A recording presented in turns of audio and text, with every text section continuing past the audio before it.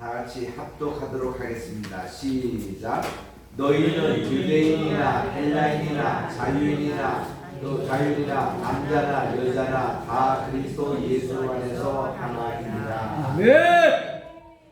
하나님 아버지 감사합니다. 오늘 또 우리 가을 학기 또 이제 9주째 강의를 또 시작하겠사오니 오늘 또 우리 성경 고고학과 또 고대 근동학을 통해서 하나님의 말씀 오늘 주신 대로 온 세계는 하나라는 것을 기억하게 하시고 혈통으로 창조하시고 또 한민족으로 또 이 세계 선교를 우리에게 맡겨주신 귀한 사명을 오늘도 새롭게 깨닫는 이 시간이 되게 도와주시옵기만을 예수님의 이름으로 기도합니다. 아멘.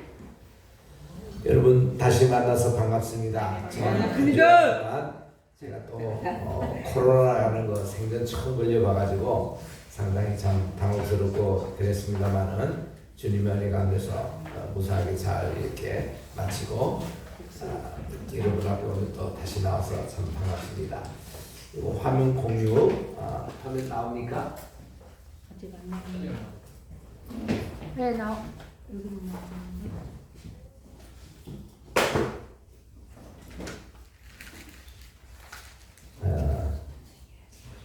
됐습니다. 나옵니까? 네. 네. 나오고. 네. 우리 여러분들 그 지금 맨 앞에 있는 기말고사는 듀가 그 마지막 종강인 28일까지 제게 제출하셔야 됩니다. 지금까지 4사람 제출했거든요. 그래서 여러분들이 오늘 또 갖고 오신 분들 제출하시고 여러분 거기 다 교재에 있는 내용이기 때문에 그를 정리하시면서 오늘은 이제 우리 교재에 있는 것과 또 여기 있는 PPT에 있는 자료를 통해서 우리 계속 우리 고대 근동학과 또 우리 고고학에 대해서 공부를 하도록 하겠습니다. 바니 하산이라는 벽화가 참 중요합니다. 이것은 이집트 카이로 남방에 250km 떨어진 곳에 고국 관리였던 이분 크놈 헨템이라는 분이 베니 하산에다가 무덤의 벽화를 그렸어요. 이 벽화의 연대가 BC 1900년경에 그린 것으로 이스라엘 조상들이 아마 이집트에 올 때에 이런 복장과 이런 어떤 물품을 가지고 왔다 할 정도로 37명의 가나안 사람들이 고대 이집트 여자들에게 눈 화장품을 팔기 위해서 이집트로 가는 장면을 여기서 이제 그림으로 그렸습니다. 여기 이제 선두에는 이제 곧 그림을 보겠습니다만은 검은 피부의 이집트 사람들이 인도하고 있고 찬란한 채색옷을 입고 있으며 그리고 여기에 있는 자기 성전에 겪었던 인상 깊은 사실들을 자기의 무덤 벽화에 그린 것이다 해서 이게 굉장히 중요한 것으로 나오고 있습니다. 지금 이 벽화 내용을 보시는데 앞에는 이제 가이드, 여기에 현지 가이드입니다. 그리고 뒤에 이 가나안 사람들이 물품을 가지고 이렇게 온 내용들을 보는데 이 그림을 통해서 우리가 볼 수 있는 것은 요셉이가 이집트의 종로로 팔려갈 때 그때 모습이라는 거예요. 이게 그래서 요셉이는 17살 소년으로서 아버지 사랑을 독차지받다가 괜히 꿈 2개 얘기한 그걸로 이제 형들의 미움을 받아서 꿈꾸는 자가 오더라 드리머 이래서 미움을 받고 그래서 결국은 형들의 모든 채색옷이 벗겨지고 그리고 그가 죽을 뻔했는데 그래도 여기 이제 맏형이 되는 루벤이 이 아이의 생명만은 손대지 말라 그렇게 하고 자기가 외출한 사이에 그때 마침 이 길랏 있는 상인들이 이렇게 지나게 됐습니다. 길랏 그 야베스에는 뭘로 유명한가 그러면 길랏 야베스를 아시잖아요. 그게 옛날에 도피성에서도 오십니다. 거기 향품이 참 유명했어요. 그래서 예레미야에서 보면은 은혜로운 곳은 길랏 마음 상처 고치고 하는 이 향품이 우리의 마음을 상처를 고치는 그런 향품을 받는 곳인데 이 상인들이 이제 이 요셉의 지금 갇혀 있는 구둥이 옆을 지나가게 됩니다. 그럴 때 형들 가운데서 유다 형이 제안을 했습니다. 우리가 이 동생을 이렇게 죽이지 말고 우리 또 큰형 얘기도 있고 하니까 아예 우리가 이 노예를 이제 팔아먹자. 그러면 그 당시 돈도 생기고, 왜냐하면 그 당시 소년 20살 이하의 그 노예는 20쉐겔이었습니다. 그리고 이제 20세 이상의 성인 노예는 30쉐겔을 받을 수 있었거든요. 그래서 20쉐겔을 받고 이제 노예로 팔은 겁니다. 그래서 이제 미디안 상인들, 그분들이 향품 대상인으로서 이렇게 해서 이집트에 이제 그들이 오게 됐던 것이죠. 그래서 이제 눈 화장품도 있고 향품도 있고 하여튼 그런 복장과 그런 모습을 여기서 많이 참고할 수 있는, 이것을 하는 것이 이제 바니 하산의 그런 이제 벽화입니다. 여기에 있는 결국 이 벽화의 내용인데, 밖에 있는 그런 무덤과 안에 있는 무덤 벽화인데, 여러분 이집트 가시면 성지순례다 이거 할 때 보면은 다 그냥 모두 다가 이 무덤 구경입니다. 왜냐하면 이집트 종교라는 것은 그들이 죽음 후에도 영원히 불멸설이 있습니다. 영원히 죽지 않는다, 이런 이제 믿었기 때문에 바로가 죽었을 때도 그 바로의 여러 가지 부장품이라든지 그 모든 것이 한꺼번에 다 이렇게 들어가게 되어 있습니다. 그래서 죽은 사람 한 사람 보호자기 위해서 하인들도 같이 생매장되는 그런 경우가 있어요. 중국에도 그랬지 않습니까? 진시황대가 그랬습니다. 진시황이 죽고 나서 6,000명 노예가 거기 종이 함께 생매장이 됐지 않습니까? 그래서 이게 고대 이집트에도 그랬고 또 중국에도 그랬고 했던 그것이 영원불멸설, 죽어도 이제 그 영광하는 영원히 산다, 이런 걸 믿었기 때문에 이제 많이 무덤 문화가 발전이 됐습니다. 그래서 사지로 가는 거에 대해서 이집트에는 이런 것을 많이 보게 되는데, 여기 이 그림에 보니까 나귀는 물건을 운반하는 수단으로 사용되고 있는 것을 봅니다. 그리고 말과 낙타의 사용은 아직도 일반적이지 않았다는 것이 됩니다. 남자는 모두 수령을 기르고 있고 활과 창과 도끼와 같은 무기를 들고 신발은 샌들을 신고 있습니다. 여자들은 모두 독특한 머리형을 가지고 있으며 남자와 다른 신발을 신고 있습니다. 우리 다시 한번 여기 볼까요? 여기 보면은 신발도 틀리고 머리형도 틀리고 그 당시 복장과 그리고 가져왔던 이제 그 무역할 물품들도 틀리는 모습들을 바니 하산을 통해서 볼 수 있습니다. 우리 한번 따라합시다. 바니 하산. 고고학이나 고대 근동학 공부할 때 보면은 바니 하산에 대해서 아는 들었으라, 시험 문제가 그렇게 나와요. 이 자주 나오는 문제입니다. 하버드에서도 이렇게 문제가 나왔어요. 그러면 이런 내용들을 써야 됩니다. 이런 이 당시 그 족장들이 이집트 갈 때마다 했던 복장과 이런 문화 풍습을 여기서 우리가 쉽게 볼 수 있는 내용들입니다. 또 이제 그려진 같은 시대에 살았던 아브라함도 이런 일족을 이끌고 이집트에 내려왔을 때 이런 모습이 아니었겠는가 하고 추정할 수 있는 좋은 이런 무덤 벽화가 바로 이 내용입니다. 자, 그 당시 우리 아브라함 당시 때에 우리 지도를 이렇게 살펴보시면은 이 아브라함의 고대 근동에서 그 자신은 어디 출신가니 아모리 족속의 출신입니다. 그리고 아브라함의 아내 사라도 역시 이 하란 출신이에요. 그리고 이제 그 북쪽에는 고대 헷 족속에 살았는데 아브라함의 아내인 사라가 127세에 죽었을 때에 그 매장지가 없어가지고 저 밑에 막벨라 동굴, 이거 소유지가 헷 사람이었어요. 헷 사람으로부터 하는데 그 사람의 이름이 에브론이었습니다. 그 에브론 거기서 훗날 헤브론이 된 거예요. 헤브론. 그러니까 에브론 이 이름 뜻은 뭔가 하니 이렇게 속삭임이다, 이런 뜻이 있습니다. 그래서 그가 아브라함이 이 헤브론의 정착에서 살 때에 그가 맨 처음에 했던 것이 하나님께 먼저 번제를 쌓고 번제단을 쌓고 그리고 자기 장막을 짓고 살았지 근데 아내가 죽었어요. 그런데 하나님의 약속이 아이러니컬한 게, 보세요. 하나님이 분명히 내가 내게 지시할 땅으로 가라고 할 때에 그런 땅도 주시고 무슨 자기 아내가 죽었을 때 매장한 그런 땅이라도 있어야 되는데 하나 땅이 없었습니다. 그래서 왜 하나님은 이런 약속을 좋게 이렇게 주시지 않을까? 하나님이 세 가지 약속한 것 아닙니까? 땅을 주시겠다. 두 번째는 내 자손을 주시겠다.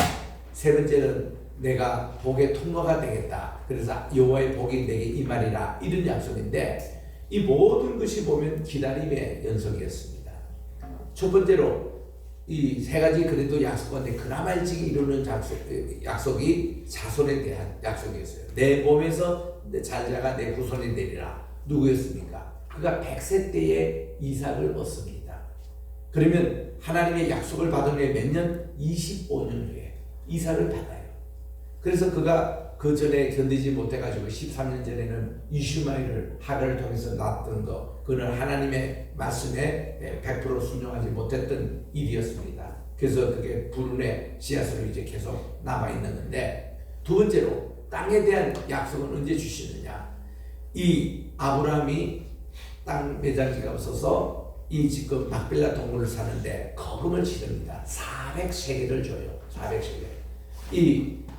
그 세겔에 이제 보면은 30세겔이 한 종의 그런 가격이 되면은 400세겔 같으면 엄청난 비싼 양이었습니다. 이거를 줘가면서 고가를 줘가면서 막벨라 동굴을 샀잖아요. 그리고 그의 손자가 되는 야곱이가 다시 이제 그 가나안 땅에 돌아왔습니다. 여러분 야곱이가 그 가나안 땅을 떠나서 하란을 갈 때가 나이가 얼마였습니까? 70세였습니다. 70세. 그 그 야곱과 에서는 쌍둥이로서 그들이 이제 에서가 40이 될 때에 장가를 갔어요. 장가를 갔는데 이 두 여인 자기 부인이 누군가니 햇 사람들이었어요. 이방인이었어요. 그래가지고 그 집 앞 토착민인 햇 사람과 결혼한 이것이 이 아버지 리브가하고 이삭에게 굉장히 마음에 끓이꼈습니다. 그러는 가운데서 장자 축복을 한다니까 리브가가 이 핵족속을 아내로 둔 이 에색에 이거는 줄 수가 없다. 그래서 이 야곱에게 그 축복을 받게끔 그렇게 했지 않습니까? 그래서 그게 사실 그 며느리 문제가 아주 심각했습니다. 그래서 이제 바단 아람에 보낼 때에 거기는 자기 이제 오빠가 계시니까 너희들 삼촌 집에 가서 거기에 외사촌 우리 동생들이 있으니까 그렇게 하라 해서 원래 그들의 마음에는요 레아는 엑사하고 결혼하고 또 라헬은 이렇게 야곱과 결혼할 그런 생각을 가지고 있었던 것 같아요. 우리가 얼른 생각에는 그런 뭐 결혼이 어디 있느냐 하지만 그때 당시는 종례혼 시절이었습니다. 종례혼이라는 것은 뭔가니 같은 부족끼리 결혼할 그런 당시였어요. 족해혼 제도를 엑소가메라 그러는데 엑소가메가 발달해서 훗날입니다. 옛날에 고대 사회에서는 다 이 종례혼이었습니다. 종례혼 전통을 지금도 있는 게 어느 곳이었습니까? 오스트리아에 가보면은 합스부르크 왕가가 지금도 종례혼 하잖아요. 그리고 영국에 보면은 영국의 또 종례혼 합니다. 같은 왕실끼리 결혼을 합니다. 또 지금 가까이 일본에도 종례혼이에요. 그래서 이런 같은 친척끼리 이렇게 결혼을 이렇게 하다 보면 이제 중국도 사실 이 종례혼이 많이 성행하고 있습니다. 하다 보면요 장애우가 그렇게 많이 나와요. 중국에 지금은 얼마 된지 정확한 통계가 안 나오는데 한 30년 전만 해도 중국 선교를 할 때 보면은 장애우가 5천만 명이 됐습니다. 그걸 조사해 보면 전부 다 같은 지방끼리 결혼해서 그래요. 사촌 이내 결혼하면은 장애우가 그렇게 많이 나온대요. 여러분 부끄러운 얘기지만 일본 황실도 마찬가지입니다. 일본 황실에도 공개할 수 없는 자녀들이 많이 있어요. 다 장애우들이에요. 종례혼을 하기 때문에. 그러니까 그저 여러분들이 어떻게 그 언니하고 동생 같이 결혼하고 또 아버지가 어떻게 큰 아들은 이렇게 레와하고 하고 또 둘째 아들은 라헬하고 했던 그런 거를 우리 고정관념에서 깨고 그 당시 풍속과 그 당시 것이 다 그랬습니다. 이유는 뭘까요? 땅 문제 때문에 그렇습니다. 유산 문제. 이게 이제 다른 집안하고 결혼하면은 땅이 이제 그쪽으로 이종될 위험성이기 때문에 같은 부족끼리 꼭 하게 됐어요. 그 이스라엘 전통의 12지파 시대 때 보세요. 지파 동생 시들 때에 그 룻기의 그 배경이 되는 엘리멜렉이 자기가 빚이 많아가지고 땅을 팔았는데 이 땅이 어느 지파의 다른 지파에 팔려간 거예요. 그거를 다시 찾아오는 과정에서 룻이 필요했고 보아스가 필요했고 그 땅을 다시 찾아올 수 있었잖아요. 반드시 찾아와야 합니다. 이스라엘 있으면요 한 지파의 땅을 다른 데 넘기면 반드시 그를 땅을 물어와야 된다. 고엘이 필요합니다. 그거를 땅을 이제 물을 그런 이제 제도가 있기 때문에 이 한 지파 내에서는 그게 이제 뭐 매매도 가능한데 다른 지파로 넘어가서 반드시 찾아와야 됐었습니다. 이제 이런 내용이기 때문에 이 종례원을 한 거예요. 같은 지파끼리, 같은 집안끼리 그렇게 했던 것입니다. 근데 야곱이가 이제 그쪽 그 장자 축복을 받을 때가 70세였어요. 그때가. 그리고는 그가 이제 바다나루에 갔을 때에 70세고 거기서 20년을 있었기 때문에 90세에 그가 다시 가나안 땅에 돌아온 겁니다. 돌아오는데도 땅 한 평이 없었잖아요. 그래서 당장 또 자기 형님이 있는 에서가 있는 그 부엘셰바 지방은 가지를 못하고 겁이 나서 그래서 그가 쉐겜 지역에 머문 겁니다. 쉐겜에 지면서 그는 그래도 우물은 있어야 되니까 그 밑에 그 우물을 팔기나 위해서도 쉐겜 족속에게 그 땅을 이제 100평 산 겁니다. 그게 100쉐겔 주고 산 거예요. 거기서 우물 판 것이 야곱의 우물이 된 것이고 거기 장소에서 예수님이 수가성 여인을 만나서 이것이 야곱의 우물입니다. 깊습니다. 당신은 두려워하기 어디 있습니까? 바로 그 장소예요. 그러니까 우리가 이렇게 고대 근동 지방과 이 풍습을 정확하게 아셔야 되고 또 이렇게 고가 이렇게 알다 보면요 성경에 대한 이해가 굉장히 깊어집니다. 또 정확해지고요. 이런 내용들을 우리가 보게 되는데 그러니까 이스라엘 사람들이 지금도 팔레스타인 땅에 큰 소리 땅땅 치는 게 이거는 확실히 우리 땅이다 하는 게 세 개가 있습니다. 막벨라 동굴 돈 주고 산 거예요. 야곱의 우물 돈 주고 산 겁니다. 지금도 거기 쉐kem 현지 이름은 지금 나블루스로 되어 있는데 거기가 지금 팔레스타인 웨스트뱅크 지역입니다. 현재도. 그러나 야곱의 우물만큼은 이스라엘 소유예요. 그리고 세 번째 돈 주고 산 것이 아리우나 타작마당이에요. 그리고 오베데돔 집이죠. 이렇게 하나님의 언약궤가 다윗 때 들어오다가 이거를 반드시 이렇게 고하자손 즉 레위의 둘째 아들 고하자손들이 어깨에 메고 이렇게 하나님의 그 성막 기구를 옮겨야 됐었는데 이거를 그냥 블레셋 신들 운송하는 식으로 소에다가 달구지에 달고 이렇게 했더니 하나님이 화가 나가셔가지고 이 하나님의 언약궤가 막 휘청휘청하는 거예요. 우사의 아버지가 실수한 겁니다. 우사의 아버지가 제사장이었거든요. 이 기라야렘에 있는 여기에서 이 90년 동안 이 하나님의 언약궤를 보관하고 있었는데 아들에게 평소에 언약궤에 운반할 때 교육을 안 시킨 거예요. 그 우사는 그거 몰랐습니다. 하나님의 언약궤를 운반할 때 그래서 다윗 왕이 왕이 되고 나서 우리 예루살렘에 하나님의 언약궤를 또 옮겨야 된다. 그러니까 자기는 기분 좋게 그냥 그 당시 블레셋 신전을 이렇게 옮기는 식으로 수레에다가 이렇게 소를 매달아서 갔는데 하나님께서 막 그냥 흔들리는데 우사가 그거를 이렇게 방지를 하려고 했는데 바로 죽고 말았잖아요. 우리가 지금 생각해도 하나님 너무하신 게 아니냐? 왜 그렇게 죽게 하시느냐? 그냥 야단치시고 이러지 말고 고아자손으로 빨리 해서 교체해서 하라 이렇게 하셨으면 좋아질 뻔했는데 근데 하나님의 보통은 그게 아니더라고요. 여러분 그 나답과 아비후 이 아론의 첫째 아들이고 둘째 아들입니다. 이분들이 앞으로 자기 제사장 대제사장 될 사람들이었어요. 근데 이들 둘 형제가 하나님께 드릴 불이 있는데 다른 불을 드리러 가다가 축사로 죽고 말았다. 이 예배가 그렇게 중요했던 거예요. 그리고 또한 우리 엘리 제사장 두 아들도 말이죠. 홈리와 비나스 역시 이렇게 하나님의 언약궤를 소리해서 그 하나님께 묻지도 않고 전쟁터에 갔다가 블레셋한테 그걸 궤를 뺏기고 그래서 전사하고 말합니다. 그리고 이게 홈리 자기 그 아들을 하나 낳는데 자기 부인이 난산해가지고 죽고 말아요. 그때 그 부인이 이 아이 이름을 이가봇이라 하나. 이가봇의 이름은 하나님의 영광이 떠났다. 이런 얘기입니다.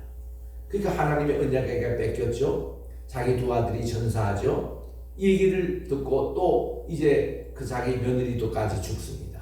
그러니 엘리 제사장이 이 소식을 듣고 그냥 거의 100세가 다 됐거든요. 97세까지 사셨는데 이분이 이제 몸이 비둔했어요.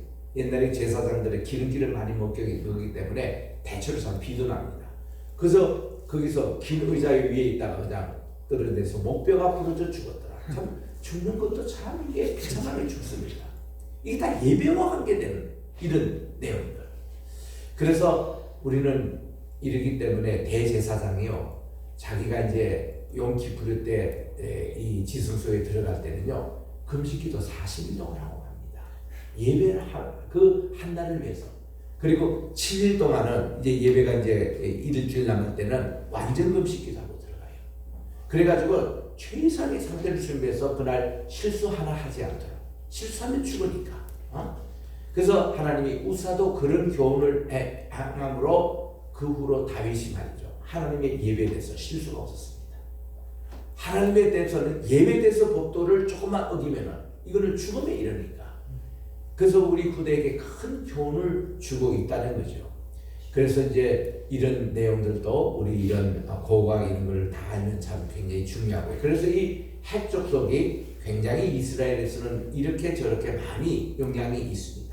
이렇게 에스의 두 아내 이름도 그랬죠. 또 이제 막벨라 동굴 구입할 때도 핵족속으로 했죠. 그리고 우리가 얘기하는 블레셋 족속 하잖아요. 블레셋 족속 할 때 필리스틴이 어디서 나왔습니까? 핵족속에서 나온 거예요. 핵족속에서 오늘날 터키 그 옆에 가보면 이 에게해가 있는데, 에게해에서 해양 이 약탈족들, 바이킹족들과 같은 그런 해양의 약탈 족속들이 바로 필리스틴, 블레셋 사람이 되는 거예요. 이들이 12세기 때, BC 12세기 했을 때 철기 문명을 가지고 내려와서 오늘날 팔레스타인 거기에 이제 거주했습니다. 그래서 이거를 블레셋 사람이라 그랬는데, 블레셋이라는 뜻이 뭐가니? 그들이 섬겼던 신의 이름이 블레셋이었다는 겁니다. 블레셋 신을 섬겼던 해양 민족이 블레셋 사람이고, 이스라엘의 최초로 철기 문명을 가지고 왔고, 그래서 이거를 이제 135년 하드리안 로마 황제 때에 이스라엘 이름을 자체를 없애버리고 블레셋, 필리스틴 여기 이름에서 이제 라틴어로 이렇게 헬라어로 번역한 그 팔레스타인 이름을 그렇게 가진 거예요. 그래서 이 팔레스타인 이름이 블레셋 여기 이름에서 나왔습니다. 블레셋은 펠레스라는 신을 섬겼던 해양 민족이고, 그래서 이제 그들이 철기 문명으로 왔다는 거. 이런 역사적인 배경을 주었는데, 역시 그 사람들도 핵족속입니다. 히타이트.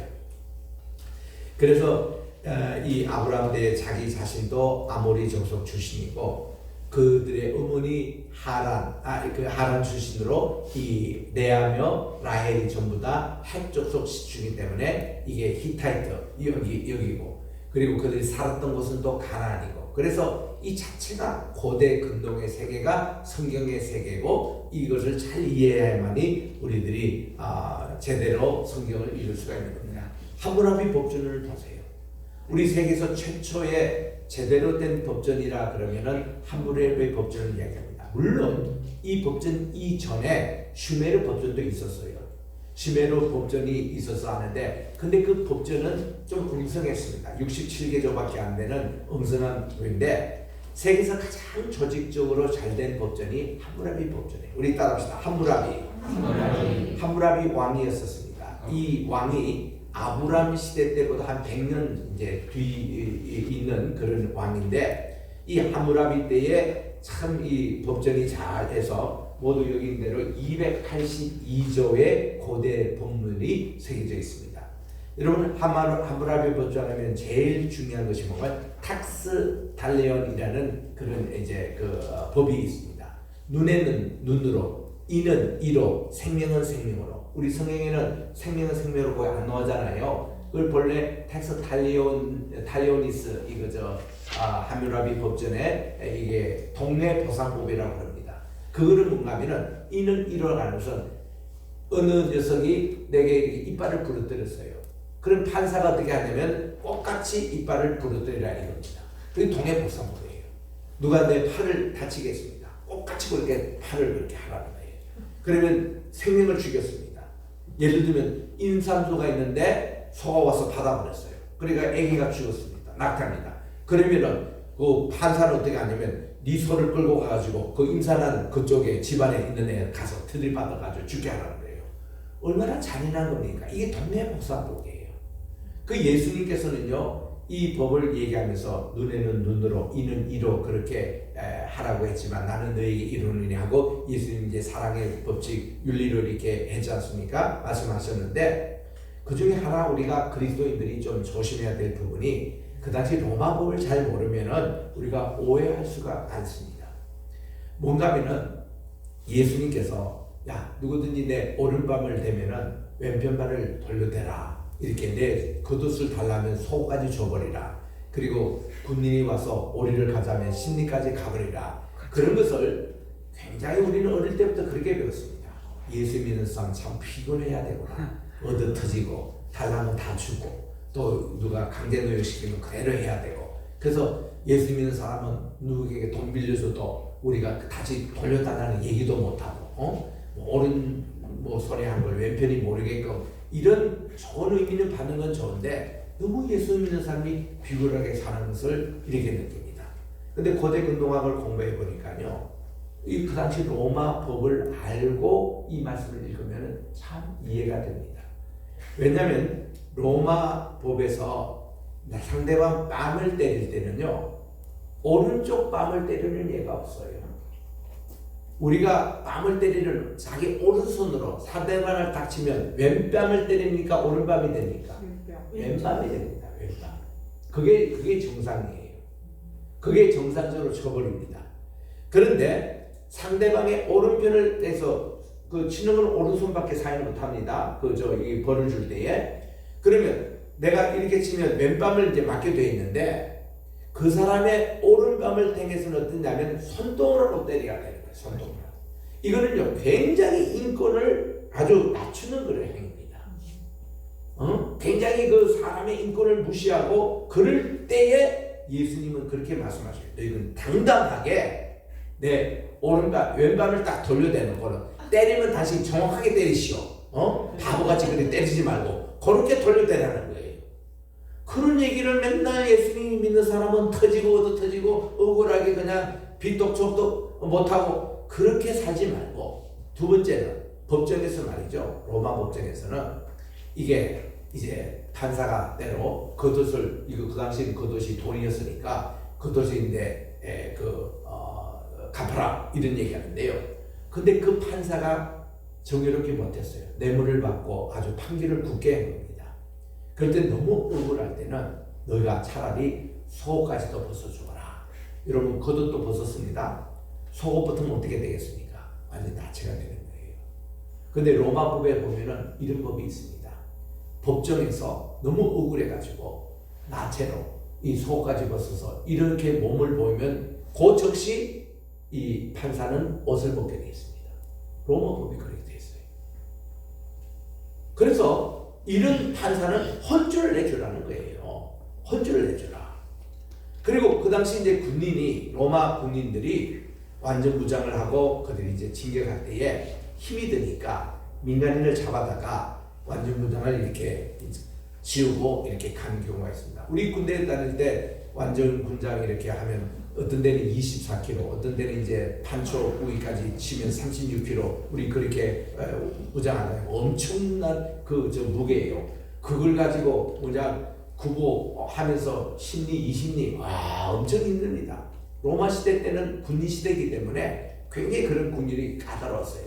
그래서 이런 게 가능했습니다. 너희 너무 힘들 때에 민간인을 잘 유혹을 해가지고 그 사람이 협조만 하면은 오리까지는 이렇게 그 사람 짐을 지어가지고 갈 수 있다. 여기까지 허용을 했습니다. 그런데 오리 넘어가면은 군법에 그는 걸리게 돼 있어요. 그래서 다 군인이 습관적으로 상습적으로 청년들 불러다가 자기 그냥 군장 씌우고 이런 청년들 있을 때는 열받칠 때는요 심리 가버리라 이거야. 그 말은 영창을 집어넣으라는 거야 그게. 여러분 이런 문화적인 거를 들어보시면은 우리 예수 믿는 사람이요 이렇게 해서 사유를 바꾸라는 거예요. 그래서 그 사람을 바꾸라는 거, 혼주를 내라는 거예요. 그런 얘기지 맨날 연약하고 나약한 그런 게 아니라는 겁니다. 어제도 우리가 이제 예배 후에 우리 친교 시간에 늘 성경 공부를 하는데 그 안식일의 법에 대해서 질문이 나오고 답변이 있었습니다. 예수님이 요한복음에 보시면 꼭 이렇게 38년 된 병자를 고치신 그날이 안식일이잖아요. 근데 예수님이 병을 나서게만 하면 좋았는데 제가 있던 침상을 들고 집으로 가라는 게 요게 확관이 됐습니다. 왜냐하면 안식일 때는 물건을 들고 가는 게 안식일법에 위배가 되거든요. 근데 예수님은요, 야, 안식일이 사람을 위해 쓰느냐 사람이 안식을 위해 쓰느냐, 예수님 너무 답답하신 거예요. 이거 안식법이라는 성경에도 없는 얘기입니다. 그저 이 하나님이 안식법을 이렇게 주신 것은 사람이 그날 좀 쉬어라고, 그리고 하나님께 예배드리고 자연도 좀 쉬어라고 주신 이 좋은 지금 유대인들이 장로법이나 유전법으로 전부 다 바꿔놓고는 안식을 고약하게 만든 거예요. 안식일만 되면요, 이 복동 유대인들은요 꼼짝 못하고 안식법의 규율에 딱 먹혀가지고 그게 지금 끌려다니는 겁니다. 내가 이스라엘 갔을 때에 예루살렘의 히브리 대학에 유학하고 있었습니다. 내 기숙사방에 안식일인데 막 노크를 두드려요. 근데 가니까 미사위원 좀 와서 자기를 도와달라는 거예요. 왜? 했더니 오늘 왜 안식일을 가지고 이렇게 안식일에는 자동적으로 이게 스토브가 꺼져야 되는데 이 스토브가 지금 꺼지질 않아가지고 이거 좀 꺼달라는 거예요. 자기들을 꺼지면은 지옥 간다는 거예요. 그리고 나는 그거 해놓고는 기분 나빠. 지들은 뭐 지옥 안 가려고 하고 내보고 지옥 가는 소리가 기분 나빠요. 근데 이 사람들은 그거 못 벗어납니다. 그래서 이스라엘 가면요 유대인들 사는 동네 다 마찬가지입니다. 안식일만 운행하는 엘리베이터가 있어요. 이 엘리베이터는 층층마다 다 써야 됩니다. 왜냐하면 밭은 누는 것도 노동이니까 이 눌리고 끄고 못해요. 그냥 다 36층 아파트 산다 하면 다 층마다 씁니다. 이게 그들의 안식법이에요. 그리고 12살 이하의 아이가 뭐 스위치 끄고 하는 거는 괜찮아요. 12살 이하가 책을 이렇게 들고 있습니다. 책을 들고 있는데 부모가 너무 귀엽다고 이 애를 안아요. 애기 안는 것은 비법에 걸리지 않습니다. 근데 애기가 책을 들고 있는 요걸로 인해서 안식법에 걸려가지고 밖에 나가서 돌멩이를 맞습니다. 이게 안식법이에요. 그래서 모두 44개, 그 후에 46개까지 생겼는데 거기 보면 이 항목에 이런 게 나옵니다. 안식일 날 양이 이렇게 구덩이에 빠져가 막 죽게 되어 있습니다. 그래서 양을 구출하는 것은 위배가 안 돼요. 근데 사람이 구덩이에 막 빠져가 죽게 되어 있습니다. 건재야. 그런데 이 사람을 건지면 안식법에 대해서 위배해요. 잘못됐지만. 잘못된 거예요. 그러니까 의식주 이외의 모든 걸 하면 안 된다는 그 정신은 좋지만, 그래서 예수님이 보시기에 너무하거든. 그래서 이제 안식일 날 예수님이 회당 예배에 가셨는데 손이 마른 환자가 있었습니다. 고쳤어. 이 아버니 이거 펼 수가 없는 거예요. 고쳤어. 그래가지고 이렇게 있는 거를 우리 주님 내 손을 펴라 그랬더니 이분이 펴졌어. 그랬더니 그걸 가지고 시비를 거네요. 진짜요? 그러니까 요한복음에서 38년 된 병자 그날도 안식일을 했습니다. 남에서부터 소용된다 슬름에 가서 짓겠는데 그날도 안식일을 해서 이것도 14절에 또 시비를 겁니다. 미친 거야. 그러니까 이 유대인들이 당시 그랬다는 거예요. 잘못됐어. 이거를 예수님이 탑하신 겁니다. 여러분들이 이렇게 법조문에 이렇게 하지 말라는 거예요. 그러면서 어저께 그 예화가 우리 주님이 모세의 율법에 보면은 8일 만에 할례를 행하게 되어 있는데 아기가 태어나요. 8일이 그날 안식입니까? 할례를 합니까? 안 합니까? 그날 할례 해도 돼요. 맞아요. 할례는 해도 된다고 그렇게 나와 있어요. 근데 여러분 할례하기 위해서요 얼마나 복잡한지 아십니까? 그 의료 기구를 마련하고 피가 흘리면 그거를 지혈시켜야 되고 그거 보통 일이 아닙니다. 애기 하나 이 갈라는데 그것도 다 하게 하면서 사람이 이게 병자 38년 된 병자 나오면 박수 치주고 같이 축하해 줘야지. 나면서부터 이게 시각장애인 그거 축하해야 돼야지. 그거 하는 거 법이라고 이걸 못하게 합니다. 그래서 우리 주님은 인자는 안식일 주인이라 하면서 네. 사람이 안식을 위해서 있지 않고 안식일이 사람을 위해서 있다. 네. 이거를 우리에게 가르쳐 주십니다. 네. 이런 거를 우리 이런 고대 분석과 운동을 통해서 우리 하나님 말씀을 배웠는데 함무라비 법전에 그런 게 있는 거예요. 여기 이제 함무라비 법전이 기록되는 내용인데 여기에 보면은 족장시대 문화가 그대로 여기에 반영됩니다. 여기 이제 아모리 왕인 저 함무라비의 법전에 보면은 아브람 시대 때 그런 법전이 여기 이제 다 나와 있는데 예를 들면 145조에 보니까 아내가 임신하지 못할 때는 그 남편은 그와 이혼하든가 아니면은 낮은 신분의 종인이다. 종을 시바지로 얻을 수 있어서 그때 아기를 낳잖아요. 그렇게 아기가 나면은 이 아이는 하갈이 이슈마엘을 낳았어요. 그러면 이 이슈마엘이 하갈의 아들이 아니라 이 사라의 아들로 됩니다. 그러니까 이게 하갈은 아무 존재감이 없어요. 그러다가 정군이 자기 아들을 낳습니다. 아들을 낳을 때는 이제 진짜 자기 아들인지 또 이게 내쳐야 될 아들인지를 누가 선택하냐면 사라가 선택하게 되었습니다. 그 내용이 나와요. 함무라비 법전에 나와요. 그러니까 이런 내용을 모르면은 왜 아브라함이 왜 그랬을까? 또 아브라함이 두 번씩이나 바로 앞에서도 그랬고 또 아비멜렉이라고 블레셋 왕 앞에서도 자기 부인을 누이라고 얘기했거든요. 그런데요, 누이 맞아요. 네. 무슨 누이냐면 이복 누이 동생이었습니다. 근데 문제는 이복 누이하고 아내하고 개념이 틀리잖아요. 아브라함은 참 못된 사람이라 자기 혼자 살려고 부인을 누이라고 속이고는 자기는 살고 부인은 남의 첩외된다. 여러분 요즘도 우리가 용납이 안 됩니다. 그런 남자들하고 절대 살면 안 돼요. 말도 안 되는 일입니다. 근데 아브라함이 한 번도 아니고 두 번씩이나 아비멜렉 앞에 또 창세기 20장에서 또 그러거든요. 그러면서 너무너무 웃기는 게 말이죠. 20장 7절에 보면 그 사건이 있는데 그는 선지자라 이렇게 나와요. 요즘으로 하나님 주의 종이라 나오면서 그렇게 윤리 문제에서는 이런 문제가 또 생기는 겁니다. 그럴 때 이럴 때 편기가 될 때 있다면 함무라비 법전에 이런 내용은 나와요. 나오는데 아브라함은 여기서 타선을 한 겁니다. 그것도 우리가 정확하게 알 수가 있다. 또 함무라비 법전 170조에 보면은 이런 말이 있습니다. 아들을 낳고 제 요즘도 아들을 낳았는데 생전에 이제 할 수 있는데 이 재산권도 이제 이 부인이 이렇게 나눌 수 있고요. 또 이게 쫓아냈다는 이것도 그 당시의 법으로 다 그렇게 한 겁니다. 또 아브라함이 후에 개명돼서 아브라함이라 이렇게 된 이름 이것도 함무라비 법전에 나오는 얘기로 되어 있습니다. 그 다음 또 나온 게 말레타 전성기념이라고 있는데요. 우리 한번 따라할까요? 말레타. 이것도 고고학 시험에 많이 나오는 문제입니다.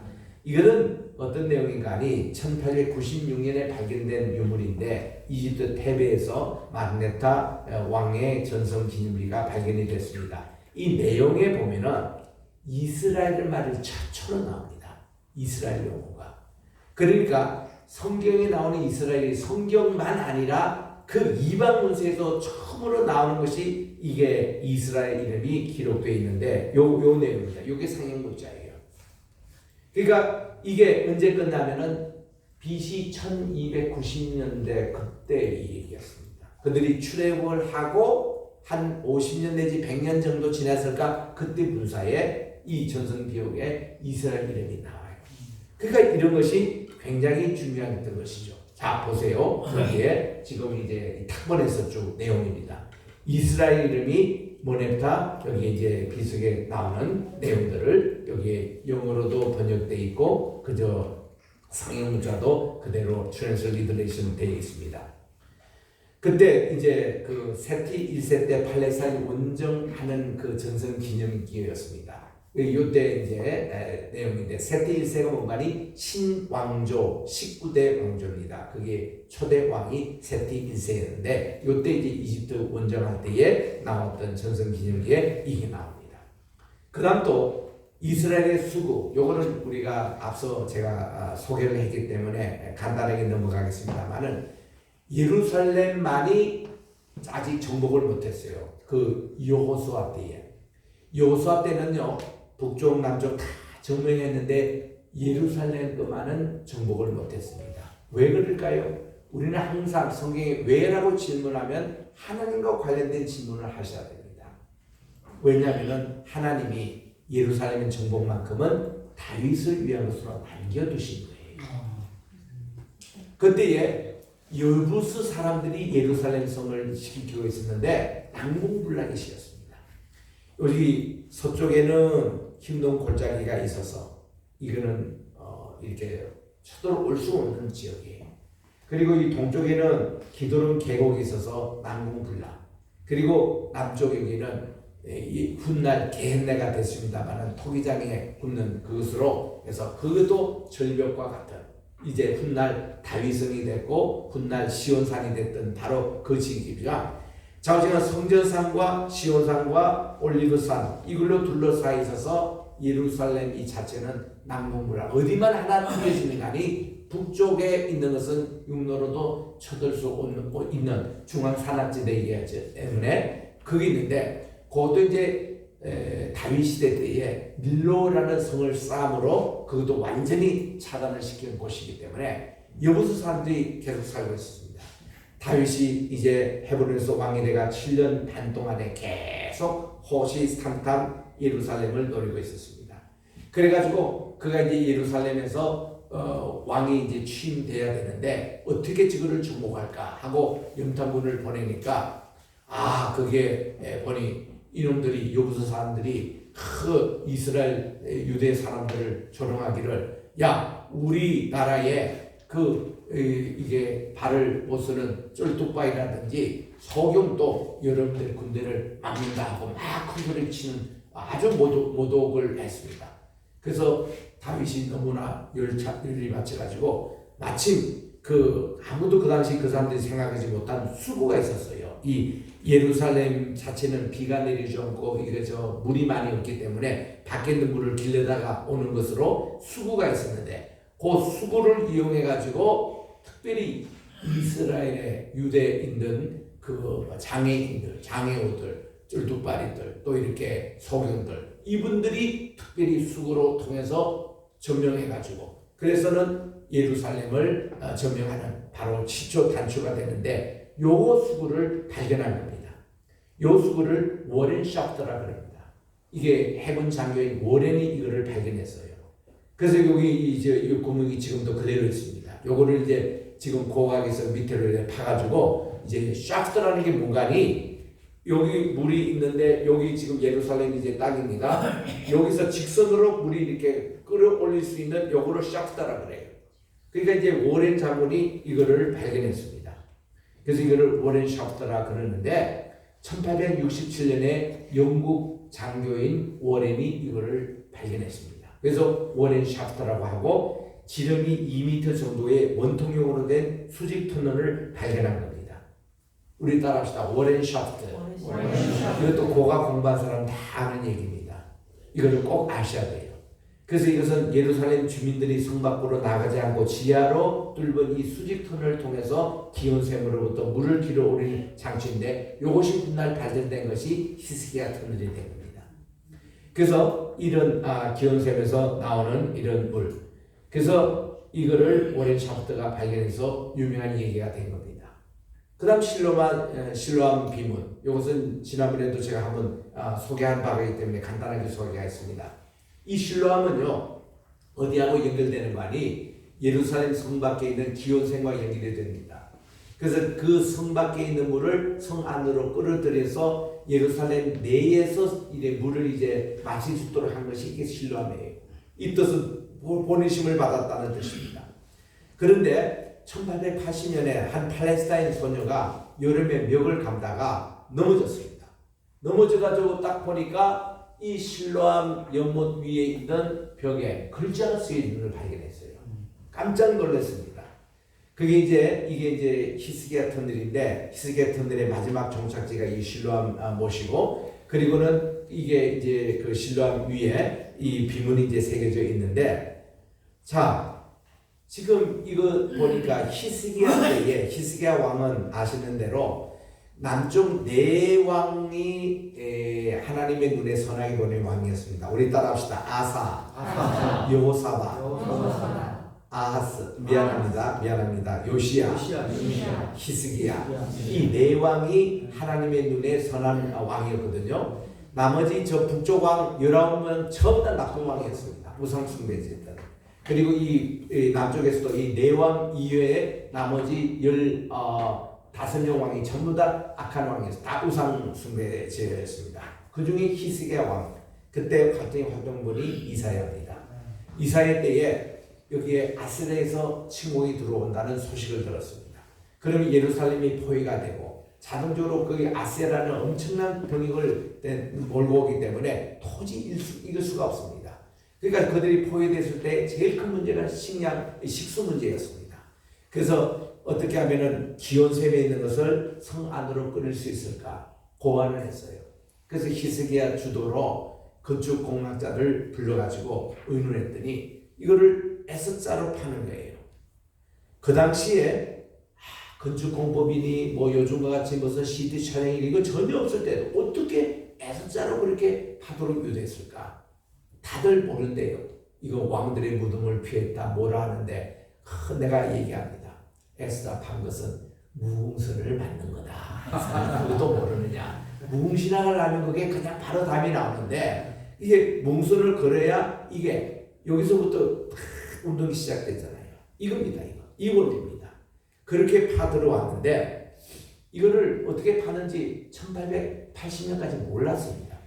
그런데 이 기온샘에서 신라암으로 연결되는 것이 바로 이 통인데 지금 이 입구에서 엑싯 여기가 바로 신라암 터널이에요. 전체 길이가 525m. 꽤 먼 거리입니다. 그리고 고조 차이는 공간이 기온샘에서 신라암까지는 2m밖에 차이 않습니다. 물이 천천히 기어 들어와요. 그래서 요즘 또 우리가 지난번 코로나 직전에 갔을 때에 이 우리 히스기야 터널을 다 지냈습니다. 지금도 물이 흥건히 차가지고 거의 배까지 막 물이 차는 데도 있더라고요. 그래서 그거를 이렇게 쭉 보라는데 우리 오사님은 이 무릎을 다쳐가지고 기부스해가지고 가가지고 거기 이제 물을 이렇게 하는데 얼마나 시원해 하는지 기부스 이렇게 끼고 그 성지순례도 고생했는데 여기서는 막 차갑다 느끼지 않고 너무 시원하다고 했는데 갔다 와서 바로 이제 비아도로스로 올라가는데 그때 막 너무너무 고생을 많이 했죠. 예수님만큼이나 아마 십자가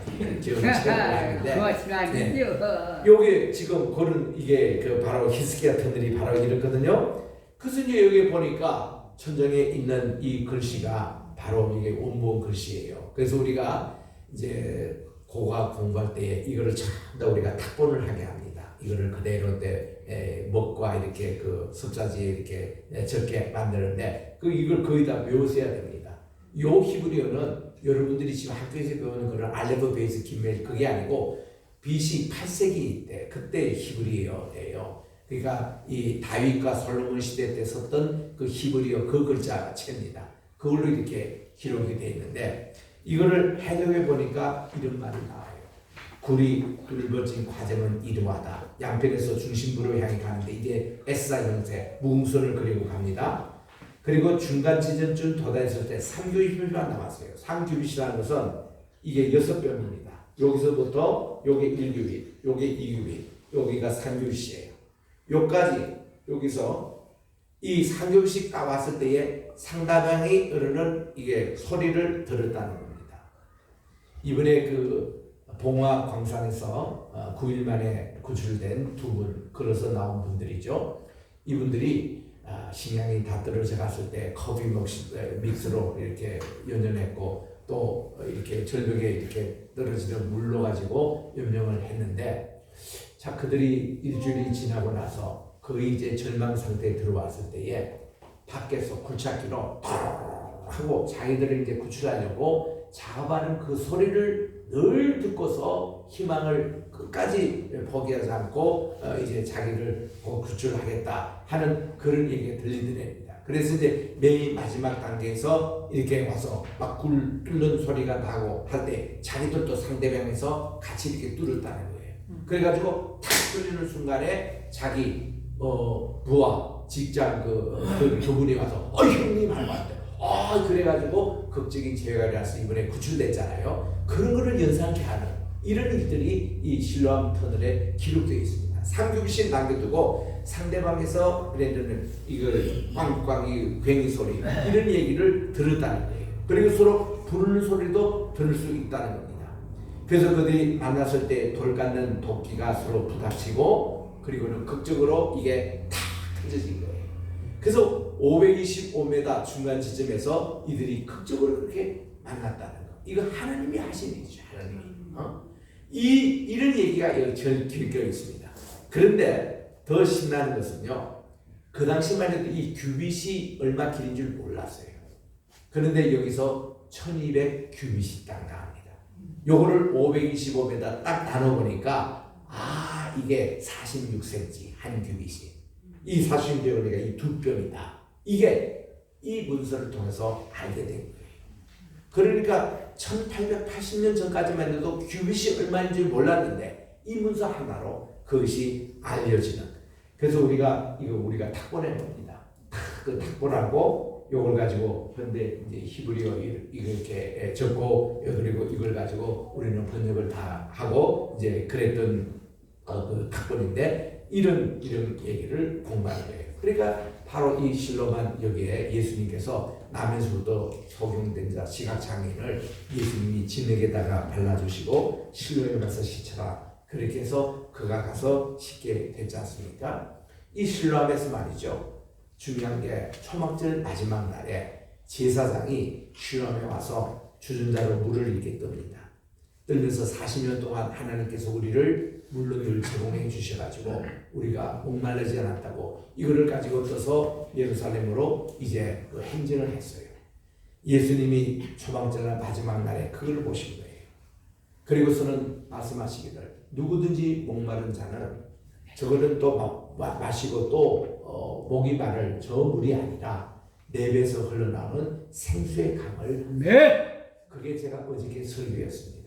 여러분 이런 배경으로 읽어야 성경이 그냥 확 와닿고 이런 내용이구나.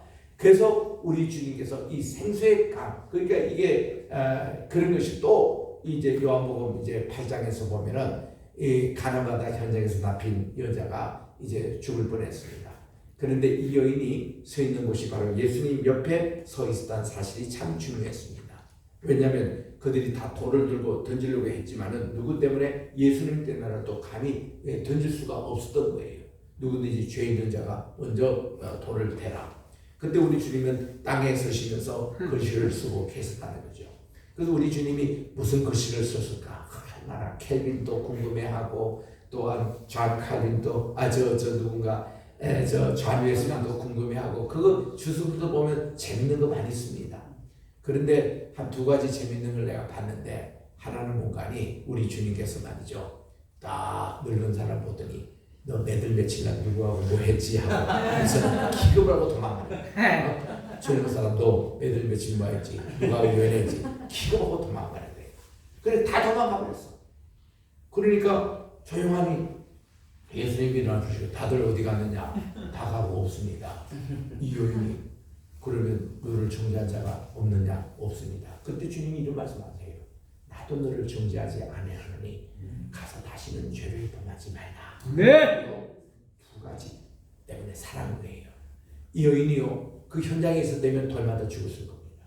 근데 예수님께 왔다는 사실 또 오더라도 예수님이 저 계시고 여기 아니라 예수님 옆에 계셨다는 사실 여기 중요합니다. 우리는 예수님 옆에 꼭 언제나 붙어 있어야 돼요. 그래야 삽니다. 이럴 때 우리 주님이 8장 12절에 말씀하시기를 나는 세상의 빛이라고 말씀하셨습니다. 누구든지 나를 믿는 자는 더 이상 어둠에 다지지 않고 생명의 빛 따라합시다. 생명의 빛을 얻으리라. 요거의 무슨 내용인가? 지금 오늘 요 날이 초막절 다음 날이었습니다. 초막절 일주일 축제를 하고 나서 그 다음 날은요 신카토라라는 날이었습니다. 신카토라라는 것은 뭔가니 이스라엘 가보면요, 이날 토라를 이렇게 껴안고 너무나도 기뻐가지고 둥실둥실 추는 거를 우리 따라합시다. 심카. 기쁨이란 뜻이에요. 기쁨. 토라. 하나님 말씀에 대한 기쁨. 그래서 우리는 이 말씀으로 인해서 이게 성식하고 바미스바 할 때도 막 웅충웅충 춤을 추고요. 안식일 때도 보면은 그 이제 여기 안에 옛날에 그 지성소에 해당되는 곳에 지금은 지성소가 따로 없기 때문에 그게 이제 문을 열면은 두루마리 부를 때 토라에 그게 나오거든요. 그를 꺼내가지고 이제 랍비가 이거를 말씀으로 한 바퀴 이렇게 회당에 행진을 해요. 그러면 사람들이 그게 뽀뽀도 하고 그거를 또 하고 또 타치도 하고 얼마나 기쁨을 나누는 그 모습 이건데요. 초막절 다음 날이요. 온 이스라엘이 즐거워하는 심카 토라의 날이에요. 무슨 날인가 하면은 이 토라, 이 창세기부터 신명기를 1년에 읽을 날 분량이 있는데 오늘 초막절 마지막 날 그게 끝난 날이에요. 그리고는 그 다음날 책거리 하는 날이에요. 여러분 책거리라는 거 아십니까? 옛날에 있었는데 요즘은 잘 안 하던데 자 어제가 그거 하는 날이었어요. 그 날에 가늠한 여인 그런 사건이 있었고 우리 주님이 그날을 말씀하시고 이날 심판 토라 때는 뭐 하냐면요. 제사장이 촛불을 가지고 행진을 합니다.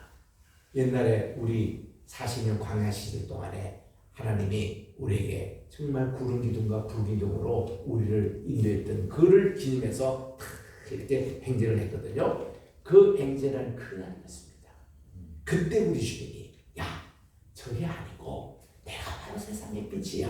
아멘. 누구든지 나를 따라다니는 자는 더 이상 어둠에 다니고 이 어둠에는 지금 여인이 지금 어둠에 있다가 주님을 만나고 광명을 얻어서 지금 새 생명을 지금 받은 거예요. 네. 바로 나를 따라다니는 자는 생명의 빛을 얻으리라. 그 말이에요. 그걸 하고 나서 이어지는 게 바로 요한복음 9장에 있는 남에서도 소경자가 눈 떠여지는 이것이 그 생명의 빛하고도 관계되는 요한복음이 기가 막힌 서치, 기가 막힌 복음서예요. 그래서 생명이 주제 생명. 우리에게 어떻게 하면 죽음에서 생명으로 옮기는 그 말씀, 복음의 진리가 그거거든요. 그래서 이 말씀을 이렇게 우리들이 하나 이게 문화적인 배경과 이것을 통해서 보면 얼마나 참 재미있고 더 이상 이게 참 역동적이 이렇게 되는지. 그런데 그냥 쓸데없는 안식일 논쟁이나 하고 말이죠. 예수님을 잡아 죽이려고 하고 항상 그런 또 무리가 있었던 겁니다. 그럼에도 불구하고 하나님은 하나님 일을 하시더라고요. 우리는 어떤 박해와 어떤 어려움이 있더라도 복음은 전해야 되고 주님의 이 말씀은 절대로 우리 포기해서는 안 된다는 겁니다. 이게 실로암 숲에 기록되어 있는 겁니다. 이게 실로암이 바로 여기에요. 여기 가면 지금도 이런 있고 비문 자체는 지금 없습니다. 이거는 예루살렘 박물관에 보관되어 있고 그다음 히스기야 성벽이 남아 있습니다. 히스기야 당시 때 그때 성벽이 남아 있는 거 지금도 볼 수가 있는 것이고요. 기본 산당 있잖아요. 저 솔로몬이 1,000번 번제를 드렸던 그게 못이 지금도 있습니다. 예루살렘에서 북쪽으로 3km만 올라가면 되는데 여러분 기본 산당에서 솔로몬이 1,000번 번제를 드렸다 할 때에 여러분 이게 3년 반 동안 매일 이렇게 드렸다 하는 그런 개념이 아니고 한꺼번에 드린 겁니다. 근데 한꺼번에 1,000번 번제할 때 1,000마리의 양을 잡아서 드리냐면은 미안해요. 지금도 고각에 보면은 그 뼈다귀가 나왔어요. 근데 번제물을 드렸다. 근데 그거를 다 세어봐도 한 수백 마리, 1,000마리까지는 안 됩니다. 근데 1,000마리라고 1,000번 번제할 때 1,000번이라는 것이 뜻이 뭔가니 하나님께 최고의 숫자라는 것입니다. 요즘 우리가 얘기하는 숫자는 요즘 뭐 조 단위를 주로 이제 국가 예산에도 쓰고 그러잖아요. 경은 요즘 잘 안 쓰지 않습니까? 어쨌든 그 너무나 천문학적인 숫자이기 때문에 하여튼 저까지는 우리가 씁니다만은 옛날 구약 당시만 해도요. 그 인간이 그냥 생각할 수 있는 최대의 숫자가 100이었습니다.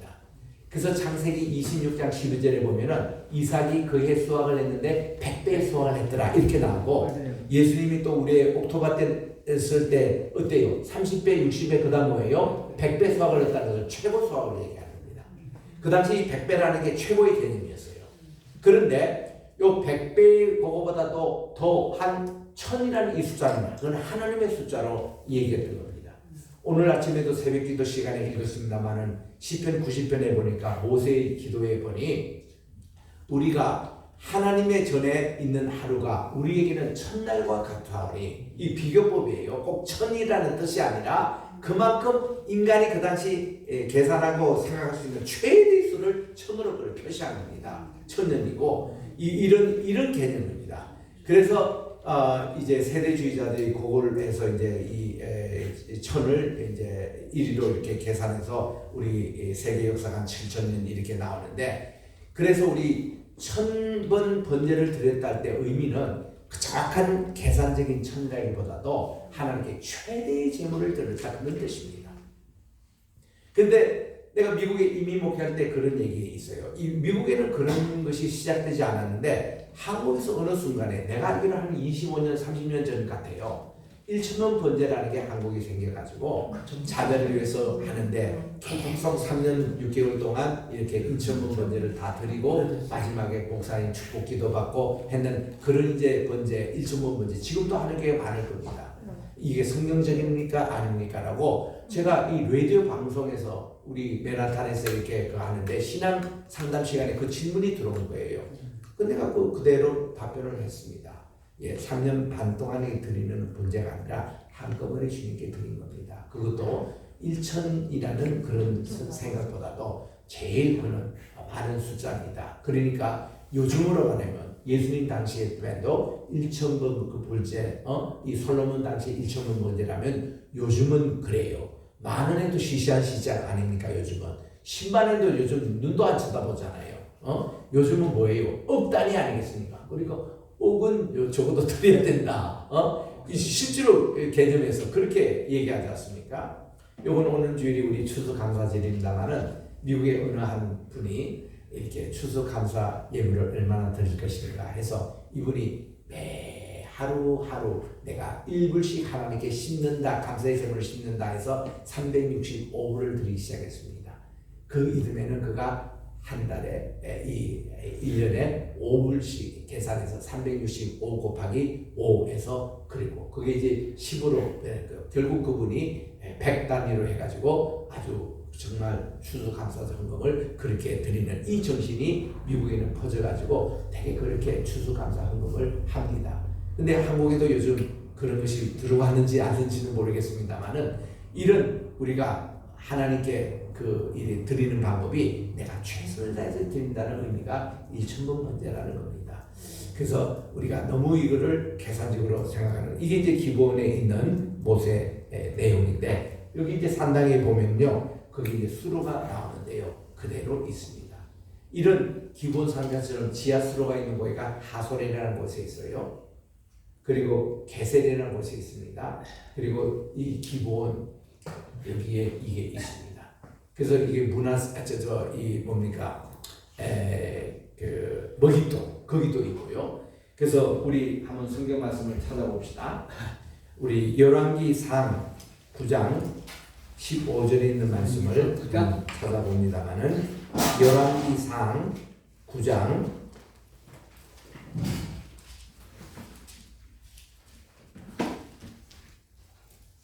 15절 누가 좀 읽어주시죠. 몇 페이지요? 네, 530페이지입니다. 네, 9장 15절 읽어주세요.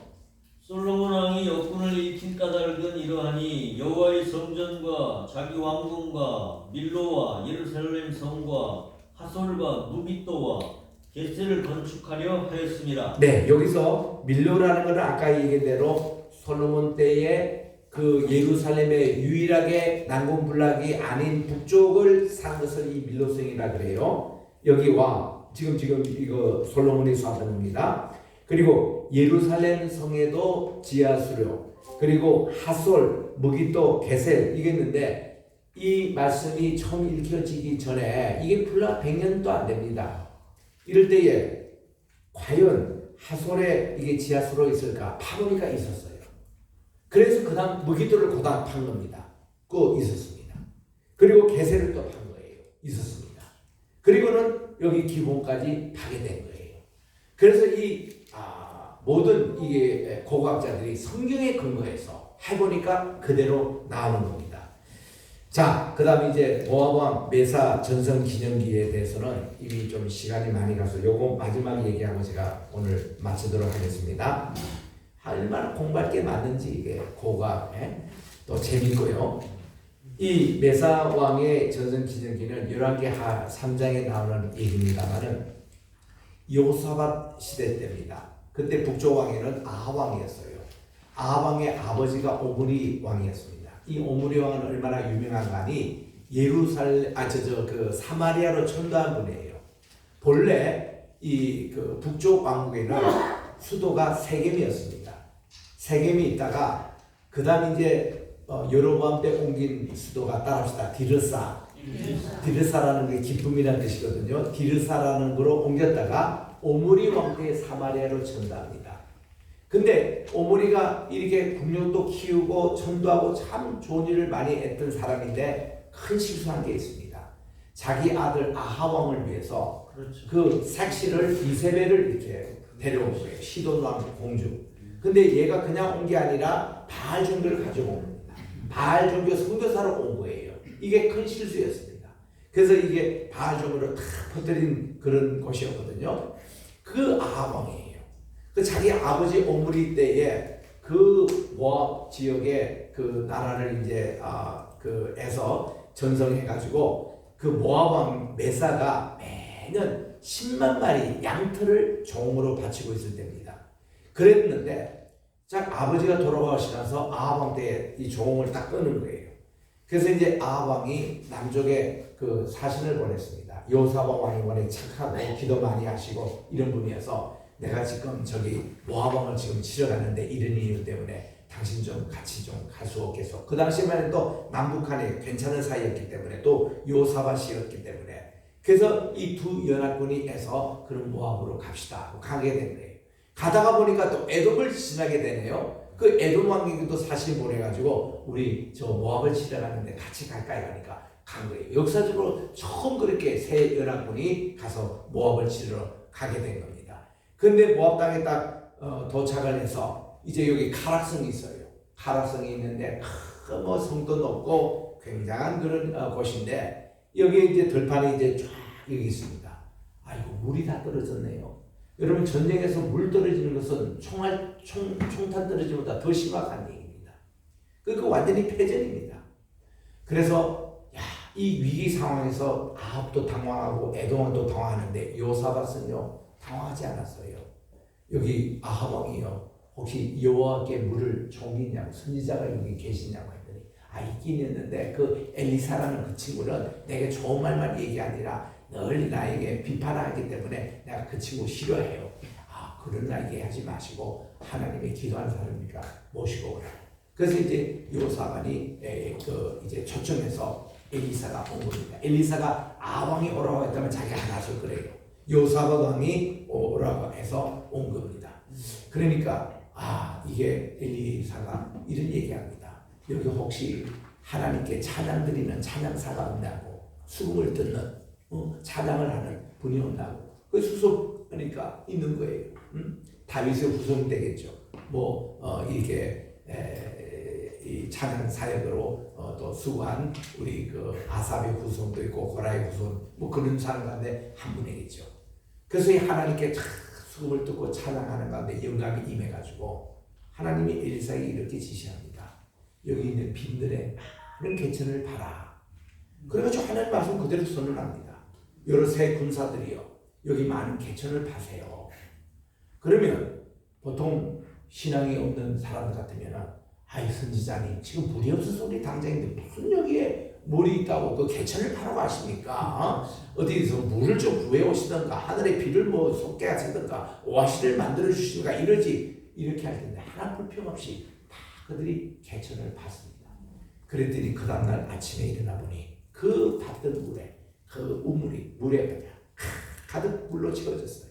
그러니 며칠 동안 갈증을 느꼈던 짐승도 실컷 마치고 군인들도 실컷 마치는데 아침에 모압 군대가 저 카락성에서 내려다 보니까 아침 그때 태양이 싹 들어오는데 이 태양이 싹 이게 물들기에 비치는데 꼭 피피처럼 그렇게 있는 거예요. 그때까지는 다 문을 닫고 있었던 이 카락성, 이 모압 군대 말이에요. 야, 저 세 군대가 밤새도록 서로 죽이고 이래가지고 다 저기 죽었다. 우리가 탈취하러 나가자. 문을 열어라. 탕 여는 순간에 물 마시고 힘이 있던 세 군대가 다 들어와가지고는 카락성은 점령하고 말았습니다. 다 죽었습니다. 이제 몇 명 남지 않았습니다. 그때 이 모압 왕, 이 친구가 메사라는 왕인데 이 녀석이 어떤 일을 했더니 자기 왕이 될 자기의 세자입니다. 세자를 딱 잡아다가 자기들이 금오서신을 쓰냈거든요. 금오서신이 단신입니다. 이 단신을 쓰는 여사제가 다 이 저 룹과 이 오르바 다 그 여사제 출신이거든요. 이 금오서 신전에게 이 왕세자를 불태워서 바쳐버립니다. 바치니까 새 연합군이 보고는 기가 차가지고 도대체 자기 왕세자를 저렇게 죽이는 사람이 어디냐 하고는 다 돌아가 버렸어요. 요게 성경의 얘기입니다. 그런데 여기 이제 모압 전성 기념비가 암몬 박물관에 있는데 여기에요. 여기에 내용을 보면은 이거 굉장히 젊어 보이죠. 제가 15년 전에 찍은 사진입니다. 네. 다른 사람은 제가 그때 잘생겼잖아요. 여기 보면은 여기에 보면은 이 내용이 거꾸로 되어 있습니다. 그들이 금오서 신에게 자기 아들을 제물로 바치니까 금오서 신이 도와줘가지고 세 연합군이 다 도망하고 패전했다. 자기들이 전쟁에 승리했다. 이렇게 딱 적고 있는 거예요. 그러니까 이 같은 내용도 어떤 관점에서 보면은 이렇게 되는 겁니다. 그래서 제가 이런 얘기를 주로 우리 안중근 여러분 절대로 그분을 의사라고 하지 마십시오. 한국의 많은 교과서나 이런 분들이 의사라고 하는 것 참 실례입니다. 안중근 그분은 투스타예요. 그분 대장입니다. 의사라는 건 뭔가니 쫄병이라는 뜻이에요.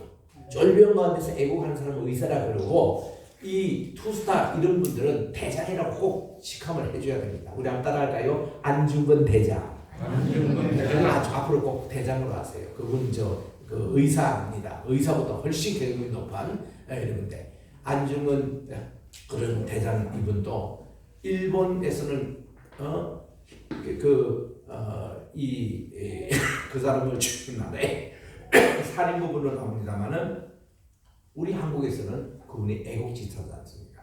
같은 사건이라도 어떤 관점에서 보느냐에 따라 틀리듯이 고대 근동도 그런 얘기들이 참 많습니다. 그 중에 하나가 모압 전성기인데 그 내용이 이렇게 쭉 나와 있어요. 이거를 이제 제가 영어로 이렇게 번역한 건데 이런 내용들이 있는 거. 그래서 참 이렇게 되어 있습니다. 자, 우리 요거 다음은 우리 마침내 다음 주 종강 시간에 오전에는 강의를 합니다. 그리고 오후에 우리가 순서 우리 도를 하는데 그때 제가 마지막 시간을 말씀을 드리겠고 오늘도 시간이 없어서 제가 바벨탑에 대한 영상도 제가 준비해서 이렇게 갖고 왔는데 이것을 다 보지를 못해서 애석하게 생각합니다만은 시간이 다 됐죠? 네. 근데 쉬는 시간 없이 지금 38분 돼 버렸습니까? 네. 자, 그러면요 우리 원우에서 기도에 주관하기 전에 한 가지 제가 기쁜 소식 전하고 요거 우리 사진도 한번 찍고 우리 하도록 하겠습니다. 제가 지금 오늘 갖고 온 게 그저께 도착한 미국 뉴저지 주의 주 정부에서 이제 표창장이 3개 온 겁니다. 이 상장인데 지금 우리 학교 게세마네 신학교가 뉴저지 정부에 등록되어 있는 학교예요.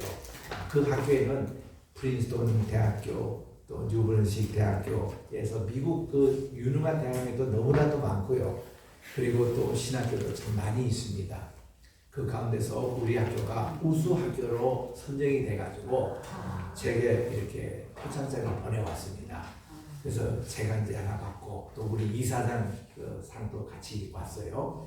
그래서 이거를 주신 의원이 지난 7월달에 한국을 방문했을 때에 제가 이병기 장로님을 소개를 하면서 이분은 6살 때부터 미국을 위해서 평생 기도하신 분으로 지금 5권의 책을 저술을 했는데 이게 이제 돈이 없어서 2권을 아직도 출판을 못하겠지만 이제 돈만 되면 한국말로도 다 번역이 돼서 하는데 장로님이 이거를 영어 번역을 좀 이렇게 제발해서 미국에 이거는 꼭 선전한 책이라고 해서 제가 한 3개월 동안 영어 번역자를 아무리 찾아도 그 뭐 이게 수지가 맞지가 않아요. 그래서 결국은 제가 덤택이시고 제가 이제 번역을 첫 권을 이렇게 하게 됐는데 그게 이제 출판이 됐잖아요. 그 책을 이제 전했습니다. 이거 트럼프 대통령이 또 갖다 주고 해라 했더니 그래서 거기에 대해서 여기 오늘 표창을 우리 이병기 장로님도 같이 온 겁니다.